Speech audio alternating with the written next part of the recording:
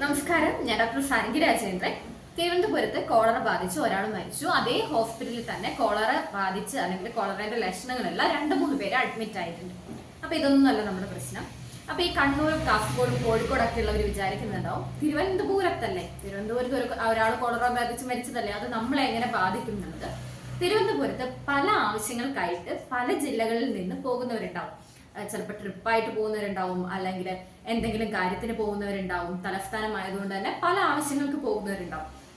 അപ്പൊ ഇങ്ങനെ ഏതെങ്കിലും ജില്ലയിൽ നിന്ന് ആരെങ്കിലും ഒക്കെ അവിടെ പോയിട്ടുണ്ട്, അവർക്കൊക്കെ എങ്ങനെയെങ്കിലും ഈ കോളറ കിട്ടിയിട്ടുണ്ട് എങ്കിൽ അത് നമ്മുടെ ജില്ലയിലും വരാം. കാരണം ആരും തിരുവനന്തപുരത്ത് പോവില്ല എന്ന് നമുക്കറിയില്ലല്ലോ. അപ്പൊ എങ്ങനെയാണ് ഈ കോളറ ബാധിക്കുന്നത്, അല്ലെങ്കിൽ കോളറ എന്നാൽ എന്താണ് നോക്കാം. ഈ കോളറ നമുക്ക് കാണിച്ചു തരുന്ന ഒരു സൈൻ ഉണ്ട്, അല്ലെങ്കിൽ ഈ കോളറ പറയാണ്ട് പറയുന്ന ഒരു കാര്യമുണ്ട്. നിങ്ങൾക്ക് വൃത്തി വളരെ കുറഞ്ഞിരിക്കുന്നു എന്നാണ് കോളറ പറയുന്നത്. കാരണം നമ്മുടെ മലവിസർജനത്തിൽ നിന്ന് നമ്മൾ കുടിവെള്ളത്തിലോട്ട് മലത്തിൽ നിന്നും എത്തുന്ന ബാക്ടീരിയ കുടിവെള്ളത്തിൽ കലരുകയും അത് നമ്മളിൽ എത്തുമ്പോഴാണ് നമുക്ക് കോളറ പിടിപെടുകയും ചെയ്യുന്നത്. അപ്പൊ വൃത്തി അത്രയും കുറഞ്ഞെടുത്താണ് കോളറ ഉണ്ടാവുക, അല്ലെങ്കിൽ വൃത്തി അത്രയും കുറഞ്ഞ സ്ഥലങ്ങളിലാണ് ഈ കോളറ പടർന്നു പിടിക്കുക. ഇത് പടർന്നു പിടിച്ചു കഴിഞ്ഞു കഴിഞ്ഞാൽ ഇത് നിയന്ത്രിക്കൽ കുറച്ചൊരു ബുദ്ധിമുട്ടാണ്. കാരണം പെട്ടെന്ന് തന്നെ അത് സ്പ്രെഡ് ആവാൻ വേണ്ടിയിട്ട് തുടങ്ങും. എങ്ങനെയാണ് മലവിസർജ്യത്തിൽ നിന്ന് നമ്മുടെ കുടിവെള്ള സ്രോതസ്സുകളിലോട്ട് ഇത് എത്തുന്നതെന്ന് നോക്കാം. ഒന്ന്, ഈ കോളറ ബാധിച്ച ആരെങ്കിലും മലവിസർജനം ചെയ്യുന്ന സെപ്റ്റിക് ടാങ്കുകളിൽ ലീക്ക് ഉണ്ട് എങ്കിൽ അതിന്റെ അടുത്തുള്ള കുടിവെള്ള സ്രോതസ്സുകളിൽ ഈ ലീക്കേജിൽ നിന്നും ഈ ബാക്ടീരിയ കടന്നുകൂടാം. ഇനി അങ്ങനെയല്ല എങ്കിൽ കേരളത്തിൽ ഭയങ്കര കുറവാണ്. പുറമെ മലവിസർജനം നടത്തുന്നവർ, അതായത് ബാത്റൂമിലല്ല ടോയ്ലറ്റുകളിലല്ലാണ്ട് പുറമെ തോടിന്റെ അരികില് പുഴേന്റെ അരികിലൊക്കെ ഇരുന്ന് മലവിസർജനം നടത്തുന്നവര് ഉണ്ട് എങ്കിൽ അങ്ങനെയും നമുക്കിത് കുടിവെള്ള സ്രോതസ്സുകളിൽ എത്താം. അത് കേരളത്തിൽ ഭയങ്കര കുറവാണെന്ന് എനിക്ക് തോന്നുന്നു. എങ്കിലും ദൂരയാത്രകൾ പോകുന്നവരിൽ കുട്ടികളൊക്കെ ഉണ്ടെങ്കിൽ, അല്ലെങ്കിൽ ഇനി അന്യസംസ്ഥാന തൊഴിലാളികൾ, അങ്ങനെയൊക്കെ ചെറുതായിട്ട് മാത്രമേ ആ കാര്യങ്ങളിൽ നിന്ന് എത്തുള്ളൂ. എങ്ങനെയാണെങ്കിലും ഇത് മലത്തിൽ നിന്ന് നമ്മുടെ കുടിവെള്ള സ്രോതസ്സുകളിൽ എത്തിക്കഴിഞ്ഞു കഴിഞ്ഞാൽ നമ്മൾ കഴിക്കുന്ന ഭക്ഷണത്തിൽ നിന്നോ, അല്ലെങ്കിൽ ആ വെള്ളം കൊണ്ടുണ്ടാക്കുന്ന പച്ചക്കറികളിൽ നിന്നോ, ആ വെള്ളത്തിൽ നമ്മൾ വളർത്തുന്ന മീനുകളിൽ നിന്നോ അത് കഴിക്കുന്നത് മൂലമൊക്കെ അത് മനുഷ്യരിൽ എത്തിച്ചേരുന്നുണ്ട്. ഇനി ഒന്നും വേണ്ട, ഇതൊന്നും കഴിക്കണ്ട. നമ്മൾ തട്ടുകടയിൽ നിന്നോ അല്ലെങ്കിൽ ഹോട്ടലുകളിൽ നിന്നെല്ലാം ഭക്ഷണം കഴിച്ചതിന് ശേഷം കൈ കഴുകുന്ന വെള്ളത്തിൽ, അല്ലെങ്കിൽ കുടുക്ക് കൊഴിയുന്ന വെള്ളത്തിൽ ഈ ബാക്ടീരിയ ഉണ്ട് എങ്കിൽ അതും നമ്മുടെ ശരീരത്തിൽ വേഗത്തിൽ എത്തിച്ചേരും. അതുപോലെ ഹോട്ടലുകളിൽ നിന്നൊക്കെ നാരങ്ങ വെള്ളം, അല്ലെങ്കിൽ തണുത്ത പാനീയങ്ങൾ, തണുത്ത ഐസ്ക്രീമുകൾ, തണുത്ത ഐസിട്ട കാര്യങ്ങളൊക്കെ കഴിക്കുന്നവരുണ്ടാവും, ഐസിട്ട പദാർത്ഥങ്ങളൊക്കെ കഴിക്കുന്നവരുണ്ടാവും. അവർക്കും ഈ കോളറ പെട്ടെന്ന് പിടിപെടും. കാരണം ചൂടാക്കുന്നില്ലല്ലോ. അതുപോലെ തന്നെ ചൂടുവെള്ളം നമ്മൾ പച്ചവെള്ളമായിട്ട് മിക്സ് ചെയ്യുന്നു. ചൂടുവെള്ളം നമ്മൾ 1 മിനിറ്റ് അല്ലെങ്കിൽ 3 മിനിറ്റ് നന്നായി തിളപ്പിച്ചതിന് ശേഷമാണ് നമ്മൾ വീട്ടിൽ ഉപയോഗിക്കുക.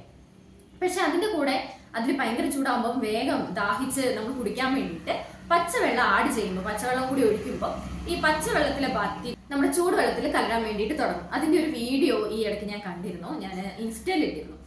അപ്പം അങ്ങനെ അത് കലരുകയും നമുക്ക് അതിലൂടെ ബാക്ടീരിയ നമ്മുടെ ശരീരത്തിൽ എത്തിച്ചേരുകയും ചെയ്യും. അപ്പൊ എന്തൊക്കെയാണ് ഈ കോളറയുടെ ലക്ഷണങ്ങൾ എന്ന് നോക്കാം.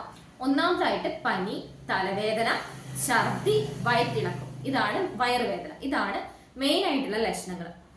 ഇതിൽ തന്നെ ബാക്ടീരിയ നമ്മുടെ ശരീരത്തിൽ ചെന്ന് നമ്മുടെ ഇമ്മ്യൂണിറ്റി എത്രയുണ്ടോ ഓരോ ഇൻഡിവിജ്വലിനെയും അവരുടെ ഇമ്മ്യൂണിറ്റിക്ക് അനുസരിച്ചാണ് ലക്ഷണങ്ങൾ കാണിക്കുക. കാരണം ഒട്ടും ഇമ്മ്യൂണിറ്റി ഇല്ലാത്തവർക്ക് പെട്ടെന്ന് അത് സിവിയർ ആവുകയും പെട്ടെന്ന് ബാക്ടീരിയ ഉള്ളിലെത്തി പെട്ടെന്ന് ലക്ഷണങ്ങൾ കാണിക്കുകയും പെട്ടെന്ന് എന്താ പറയാ ഡീഹൈഡ്രേഷൻ സംഭവിക്കുകയും ചെയ്യും. ഇനി കുറച്ച് ഇമ്മ്യൂണിറ്റി ഒക്കെ ഉള്ളവർക്കാണെങ്കിൽ ഒരു 2-3-4 ദിവസം എടുത്തിട്ടേ അതിന്റെ ലക്ഷണങ്ങൾ കാണിച്ചു തുടങ്ങുള്ളൂ.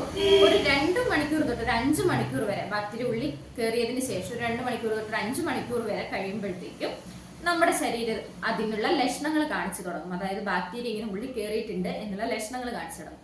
അപ്പൊ ആ ലക്ഷണങ്ങളാണ് ഞാൻ ആദ്യം പറഞ്ഞത്. പിന്നെ ഇതിന്റെ ഒരു മെയിൻ ലക്ഷണം എന്ന് പറയുന്നത് വയറ്റിളക്കമാണ്. വയറ്റിളക്കം എന്ന് വെച്ചാൽ വയറ്റിന്ന് പോകുന്ന നമ്മുടെ മലം അല്ലെങ്കിൽ സ്റ്റൂൾസ് കഞ്ഞിവെള്ളം പോലെ ആയിരിക്കും പോയിക്കൊണ്ടേയിരിക്കും. അതുപോലെ കഞ്ഞിവെള്ളം പോലെ ഭയങ്കര ലൂസായിരിക്കും. ഛർദി ആദ്യത്തെ കുറച്ച് നേരം മാത്രമേ നമുക്ക് ഉണ്ടാവുള്ളൂ. ആദ്യത്തെ ഒരു 3-4 മണിക്കൂർ മാത്രമേ ഛർദി ഉണ്ടാവുള്ളൂ.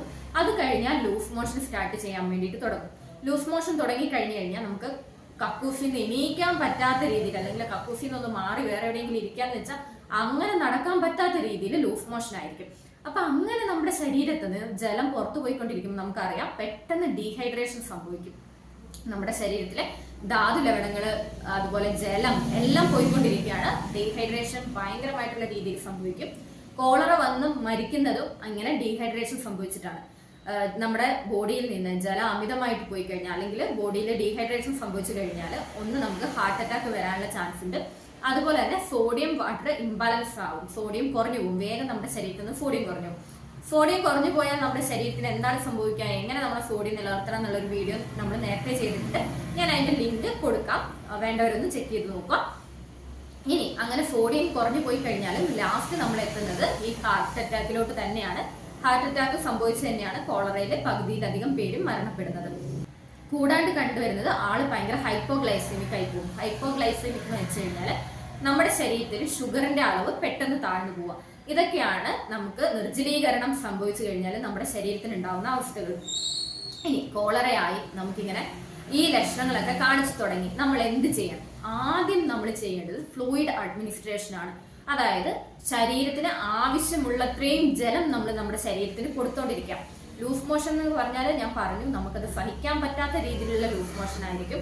അപ്പൊ നമ്മൾ ശരീരത്തിന് വേണ്ടത്രയും വെള്ളം കൊടുക്കണം. വെള്ളം എന്ന് വെച്ചാൽ വെറും ചൂടുവെള്ളമല്ല, വെറും ചൂടുവെള്ളം കുടിച്ചിട്ട് കാര്യമില്ല. ഒന്നെങ്കിൽ കഞ്ഞിവെള്ളത്തിൽ ഉപ്പിട്ട് നന്നായിട്ട് കുടിക്കാം. കഞ്ഞിവെള്ളത്തിൽ ഉപ്പിടുന്നതിന്റെ കൂടെ ലേശം എന്താ പറയാ പഞ്ചസാരയും കൂടി ഇട്ട് കൊടുക്കുക. പഞ്ചസാരയും മധുരവും കൂടി ഇട്ടിട്ട് മിക്സ് ആക്കിയിട്ട് കുടിക്കാം. നിങ്ങൾ വിചാരിക്കുന്നുണ്ടാവും, അയ്യോ കഞ്ഞിവെള്ളത്തിൽ എങ്ങനെ ഉപ്പും പഞ്ചസാര ഇട്ട് കുടിക്കാണ്? പക്ഷെ നമ്മുടെ ശരീരത്തിന് അത് ആവശ്യമാണ്. കാരണം പഞ്ചസാരയും കൂടി ചെന്നാൽ മാത്രമേ നമ്മുടെ ശരീരത്തിലെ ഷുഗറിന്റെ അളവ് നോർമൽ ആയിട്ട് ഇരിക്കുകയുള്ളൂ. അപ്പൊ പഞ്ചസാരയും ഉപ്പും കൂടി ഇട്ട് കഞ്ഞിവെള്ളം കുടിക്കാം, അല്ലെങ്കിൽ നാരങ്ങാവെള്ളം കുടിക്കാം. നാരങ്ങാവെള്ളം കുടിക്കുമ്പോൾ പ്രത്യേകിച്ച് ശ്രദ്ധിക്കുക, തിളപ്പിച്ചാറിയ വെള്ളം ഉപയോഗിക്കുക. ഫ്രിഡ്ജിൽ വെച്ച പച്ചവെള്ളം ഉപയോഗിക്കരുത്, തിളപ്പിച്ചാറിയ വെള്ളം ഉപയോഗിക്കുക. അതിൻ്റെ അകത്തേക്ക് ഉപ്പും പഞ്ചസാരയും കൂടി മിക്സ് ആക്കിയിട്ട് നന്നായിട്ട് കഴിക്കുക. ORS ലായനി കലക്കി കുടിക്കാൻ വേണ്ടി ശ്രദ്ധിക്കുക. ഇങ്ങനെ നമ്മൾ ഫ്ലൂയിഡ് അഡ്മിനിസ്ട്രേഷൻ നടത്തിക്കൊണ്ടിരിക്കാം. ഇനി ഒട്ടും പറ്റുന്നില്ല, നമുക്കത് മെയിൻറ്റെയിൻ ചെയ്യാൻ പറ്റാത്തൊരു അവസ്ഥയിലോട്ട് പോകുമ്പോൾ തന്നെ ഹോസ്പിറ്റലിൽ അഡ്മിറ്റ് ആവുക, ട്രിപ്പ് ഇടുക, 3-4 വട്ടം ട്രിപ്പ് ഇടുക. അതാണ് നമുക്ക് ഇതിനെ മെയിൻറ്റെയിൻ ചെയ്യാനുള്ള ഒരു കാര്യം എന്ന് പറയുന്നത്. കൂടാണ്ട് പനിക്കുള്ള ആന്റിബയോട്ടിക്സും കാര്യങ്ങളെല്ലാം കഴിക്കാൻ വേണ്ടി ശ്രദ്ധിക്കാം. ഒരു സിവിയർ സ്റ്റേജിലോട്ട് പോകുമ്പോൾ ഒരു 2-3 ദിവസം നമ്മൾ കോളറ ബാധിച്ച ആളെ അങ്ങനെ പരിചരിക്കുവാണ് എങ്കിൽ അത് മാറുന്നതേ ഉള്ളൂ, കോളറ നന്നായിട്ട് മാറുന്നതേ ഉള്ളൂ. പക്ഷെ ബാക്കിയുള്ളവർക്ക് സ്പ്രെഡ് ആവാണ്ടിരിക്കാൻ വേണ്ടി ശ്രദ്ധിക്കാം. എങ്ങനെ നമുക്കിത് തടയാം, അല്ലെങ്കിൽ എങ്ങനെ ബാക്കിയുള്ളവരിലോട്ട് സ്പ്രെഡ് ആവാണ്ടിരിക്കാൻ വേണ്ടിയിട്ട് തടയാം? എന്നാൽ നമ്മുടെ സെപ്റ്റി ടാങ്കിലൊന്നും ലീക്കേജോ കാര്യങ്ങളോ ഒന്നും ഇല്ലാന്ന് ഉറപ്പുവരുത്തുക. രണ്ടാമതായിട്ട് തിളപ്പിച്ചാറിയ ഭക്ഷണങ്ങൾ മാത്രം കഴിക്കുക, വെള്ളം കുടിക്കുക. തിളപ്പിച്ചാറിയ വെള്ളം മാത്രം ഉപയോഗിക്കാൻ വേണ്ടിയിട്ട് ശ്രദ്ധിക്കുക. തിളച്ച വെള്ളത്തിലോട്ട് പച്ചവെള്ളം മിക്സ് ചെയ്ത് കുടിക്കാണ്ടിരിക്കുക.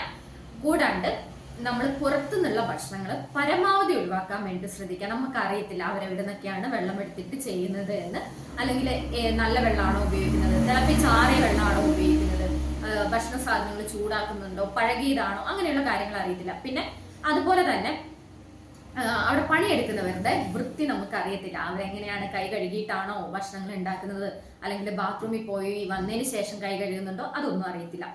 പിന്നെ നിങ്ങൾ കൂടാണ്ട് ശ്രദ്ധിക്കേണ്ട ഒരു കാര്യം എന്ന് വെച്ച് കഴിഞ്ഞാൽ ബാത്റൂമിൽ പോയതിന് ശേഷം നന്നായിട്ട് കൈകൾ സോപ്പിട്ട് കഴുകാൻ വേണ്ടി ശ്രദ്ധിക്കാം.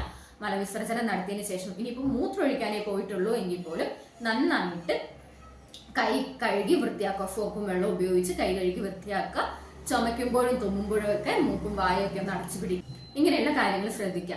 അതിന്റെ കൂടെ ഇപ്പോൾ സ്റ്റൊമക് ഫ്ലൂ പടർന്നു പിടിക്കുന്നുണ്ട്. ഇപ്പോഴത്തെ ഒരു പനിയാണ് സ്റ്റൊമക് ഫ്ലൂ. ഞാൻ അതിന്റെ ഒരു വീഡിയോയും ചെയ്തിട്ടുണ്ട്, വേണ്ടവർക്ക് ലിങ്ക് കൊടുക്കാം, താഴെ കയറി നോക്കാം. അപ്പൊ ഈ സ്റ്റൊമക് ഫ്ലൂ ഉള്ളവർക്കും ഇതേ സിംറ്റംസ് കാണിക്കുന്നുണ്ട്, അതായത് വയറ്റിന്ന് പോക്ക്, വയറുവേദന, ഛർദി. അപ്പൊ നിങ്ങൾ നിങ്ങളുടെ ഡോക്ടറിന്റെ അടുത്ത് ചെന്ന് സിംറ്റംസ് ഒക്കെ പറഞ്ഞ് അത് കോളറയാണോ അല്ലെങ്കിൽ സ്റ്റൊമക് ഫ്ലൂ ആണോ എന്ന് ആദ്യം ഉറപ്പിക്കാൻ വേണ്ടിയിട്ട് ശ്രദ്ധിക്കാം. ശരിയാണ്, മറ്റു ജില്ലകളിലോട്ടൊന്നും കോളറ പടർന്നിട്ടില്ല, പക്ഷെ പടരുവോ ഇല്ലയോ എന്ന് നമുക്ക് അറിയത്തില്ല. അപ്പൊ ആർക്കെങ്കിലും ഒക്കെ ഒരു സിംറ്റം കണ്ടു കഴിഞ്ഞാൽ പെട്ടെന്ന് തന്നെ ഡോക്ടറെ കാണിക്കുക. അങ്ങനെയാണെങ്കിൽ മാത്രമേ നമുക്കത് കോളറയാണോ എന്ന് തിരിച്ചറിയാൻ പറ്റുള്ളൂ. ബാക്കിയുള്ളവരിലോട്ട് പടരാണ്ട് ശ്രദ്ധിക്കാനും കഴിയുള്ളൂ. അപ്പൊ ഈ വീഡിയോ ഉപകാരപ്പെടുന്നവർക്കൊക്കെ ഒന്ന് അയച്ചു കൊടുക്കുക. തിരുവനന്തപുരത്തൊക്കെ ഉള്ള ആൾക്കാരുണ്ടെങ്കിൽ അവർക്കൊക്കെ ഒന്ന് അയച്ചു കൊടുക്കുക. നിങ്ങളുടെ എന്തെങ്കിലും ഡൗട്ടോ കാര്യങ്ങളോ ഉണ്ടെങ്കിൽ കമന്റ് ചെയ്യുക. വീഡിയോ ഇഷ്ടപ്പെട്ടു എങ്കിൽ ലൈക്ക് ചെയ്യുക. അതുപോലെ തന്നെ കൂടുതൽ ഹെൽത്ത് ടിപ്സിനും ലൈഫ് സ്റ്റൈൽ ചേഞ്ചസിനും ലൈഫ് സ്റ്റൈൽ ടിപ്സിനും ഒക്കെ ആയിട്ട് നമ്മുടെ ചാനൽ സബ്സ്ക്രൈബ് ചെയ്യാൻ മറക്കരുത്. അപ്പോൾ ബൈ, പുതിയൊരു വീഡിയോ ആയിട്ട് വീണ്ടും കാണാം.